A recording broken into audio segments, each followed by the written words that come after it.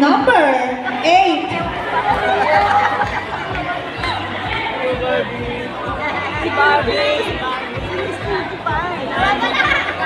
Ang tagal mga Asa na si Karen? Dalaring-dalit, ang cute girl. Inglesera ba rin ito? Hindi naman po.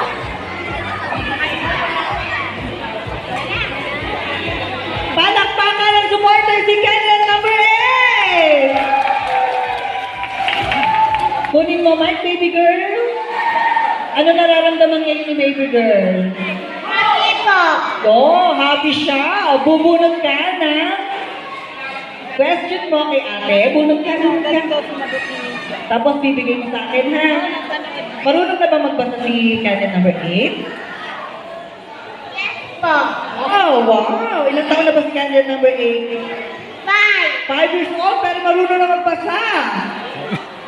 Okay. Ako magtatanong ha. 2 beses ko tatanong sa'yo. Pagkatapos, nakaalam sasagot. Ha? Okay. Ang tanong mo, ano ang gagawin mo kapag may nakita kang bata na nanlilimos sa kalsada? Sige. Ibibigay ko food.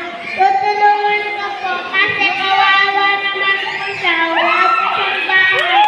Nagsabi po siyang food. At ipapag-pray ko po siya at sana may nag-help sa kanya palagi. Wow, very good!